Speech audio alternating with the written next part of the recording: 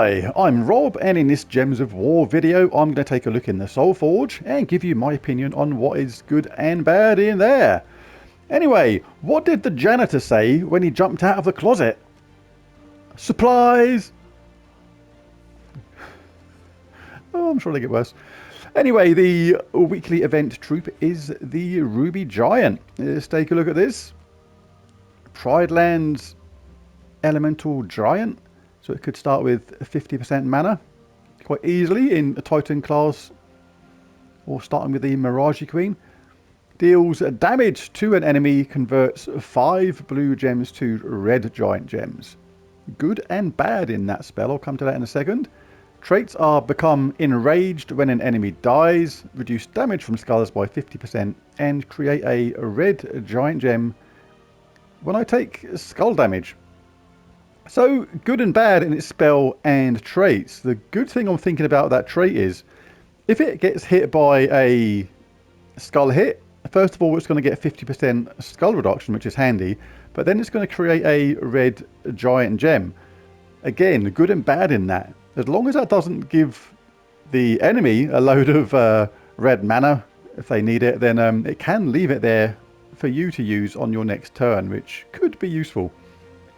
The fact that it converts 5 blue gems to red giant gems is rather hit and miss on the fact that it may not actually go in your favour. You could cast that, you'll still do the damage, but it will actually set up the opposition sometimes. This is part and parcel of these kind of troops. Kind of taking the rough with the smooth.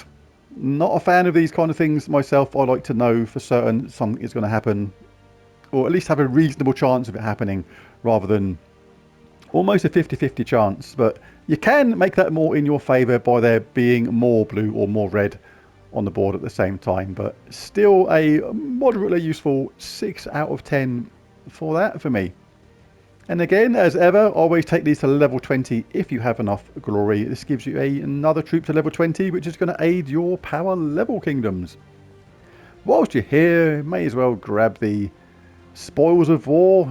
If you've got enough glory, take it all the way up to 10, which is the most you're allowed. 1,800 glory gets you event keys, more gold, more souls, and more treasure maps you don't want.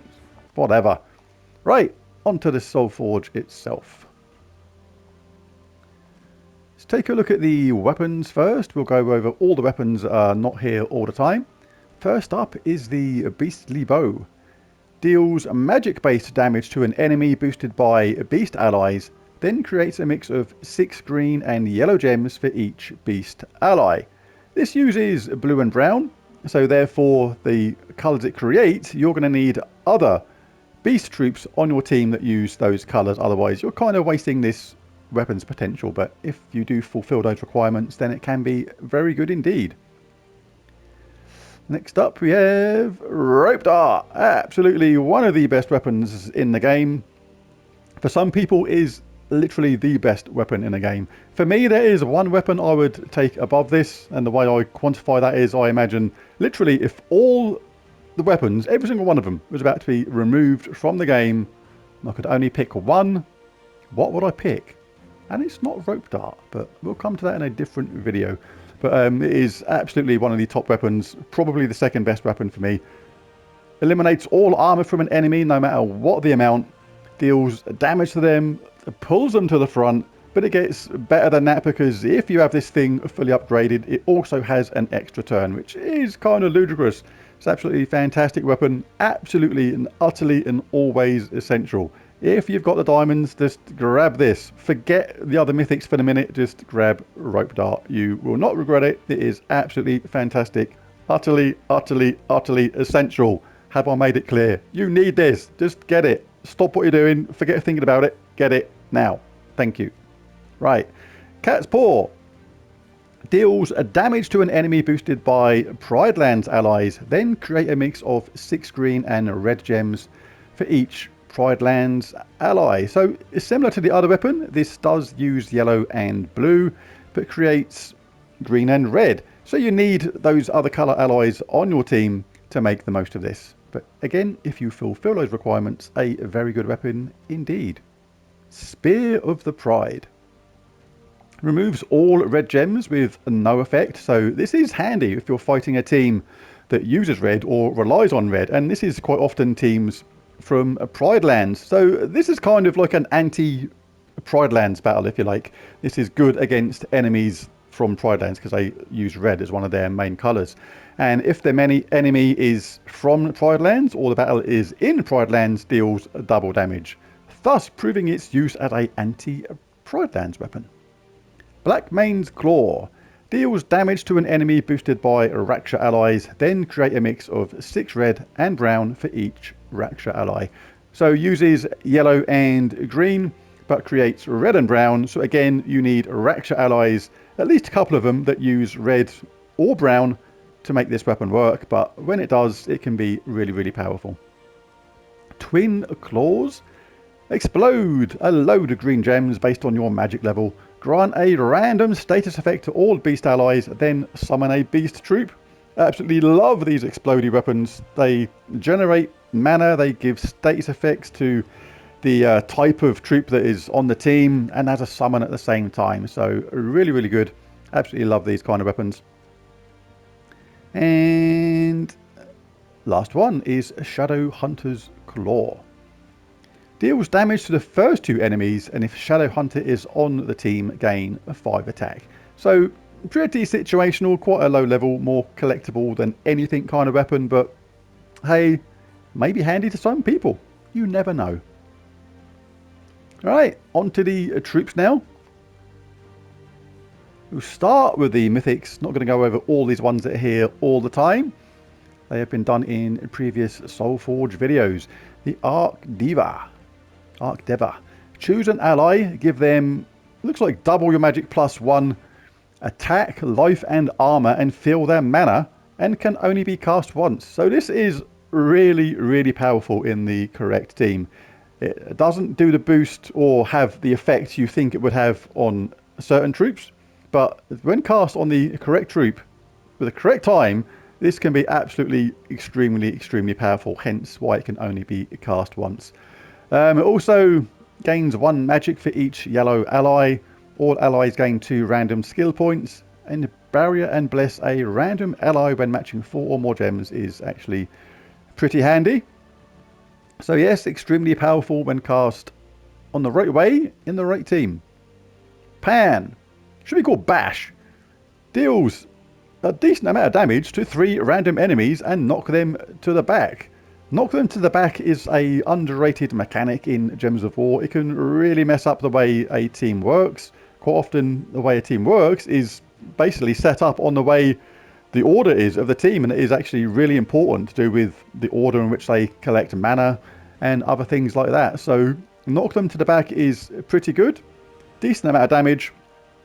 And the traits aren't too bad either, especially the middle one. Impervious to all status effects, Devour, Lycanthropy and Mana Burn. And all wild folk allies gain 1 life and magic when catching. Maybe you could catch gems, I suppose. Yeah, mate, grab that. Thanks, mate, got it. When matching 4 or more gems is quite situational, but a little bit slow. So, but it's okay. You may be able to make use of that, but the spell overall not too bad, but it's a kind of a pretty averagey sort of mythic for me. Champion of Guard, very defensive, very good in first slot, gains a massive amount of armor, and if there's 13 or more skulls, give double the armor. Then create a mix of 22 blue and red gems. Notice that it is written in black, so that will not change. So that is not based on your magic level. Even if you're a brand new player, you will still mix.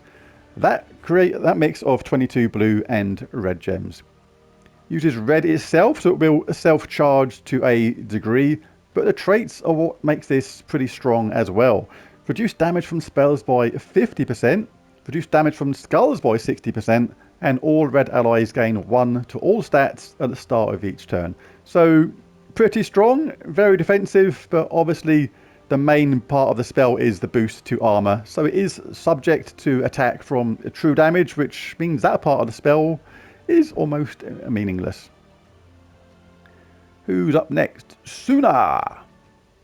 She's concentrating very hard. Her hands are actually burning like crazy. She's saying it's not hot, it doesn't hurt, it doesn't hurt, it's not hot, I'm fine. But yeah, you keep telling yourself that.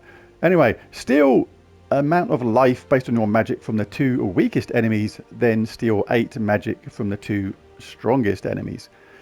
I would have preferred that the other way round myself. Steal the magic from the 2 weakest enemies would have been good, because they should be about to die, and steal life from the 2 strongest enemies would have been better, because quite often the life on the weakest enemies may be already really low, but you still need to get them out of the way, thus kind of wasting the spell slightly. But not diabolical, but hardly earth-shattering either. Allied Fae gain 2 life, immune to burning and Fairy Fire, and Fairy Fire a random enemy when matching red gems. Fairy Fire a random enemy when matching red gems is the best of the traits. That is going to do extra damage to incoming spells, which can mean obviously that life-stealing ability of hers goes up. So not entirely terrible, but like I say, not exactly earth-shattering either. Was that 4? Was Suna, Champion of Guard, yeah, Pan. Right, so that's that. We'll just go over the legendaries really quickly. As ever, I generally don't recommend crafting legendaries. Your diamonds are much better saved for those hard to get mythics and awesome weapons like Rope Dart. These will show up in chests. It's only a matter of time. And you should only craft one if it is literally, utterly essential to your game. But let's take a quick look. Shadow Dragon poises all enemies, deals magic-based true damage to a random enemy, and transform all yellow to purple to boost the effect. It is interesting that it uses purple and yellow and transforms one of its mana colours to the other colour that it uses. But it can actually be fairly good. Poison is a decent mechanic if you've got a other troop in your team which benefits from that, like Scorpius for example. But there are other ways of getting all the enemies poisoned easier than that. Dragon Soul, really popular with newer players a few years ago. Still good now. Explodes gems, so creates mana for their team. Deals a low amount of damage to all enemies. That's the only downside now. Things have moved on. But it does give you souls every single time you cast it, which as a newer player is certainly handy. Soul Azara. Deals damage to an enemy, again based on your magic. Gains 10 souls, and if the enemy's life is greater, deal a triple damage and gain a triple souls. So again, very handy for newer players to get those souls, because souls are super important. And did I do this? No, I didn't. I missed him. He was so sneaky at the top, I missed Arborath. Remove all gems, heal back to full, and gain a load of attack. It's not actually as bad as it sounds. I did use this troop quite a lot in the early days. Not something you would use later on, but certainly as a beginner, mid-level player, this was actually quite a fun troop to have a go of. So there it is. There's the Soulforge review, but who gets my coveted Mythic of the Week? No, can't be them two. Pan's alright, but it has to go to the Archdeva. When cast in the right way on the right ally, this can make them absolutely crazy powerful. Really good. Can only be cast once is its downside, but it's still a very good mythic and one of the better ones for me. Quite like it, and that third trait is actually extremely good as well. So there it is, the Archdeva, the old codger with his big hat on and furry beard. I'll be looking like that in a few years' time, so I'm not complaining. But don't know about the wings though, and all the funny garb and the big hat. Not my style. But anyway, the Archdeva gets my Mythic of the Week. There's the Soulforge review. I'll be back later on for my World event team. Check that out. But thanks for watching. Catch you again next time. Bye for now.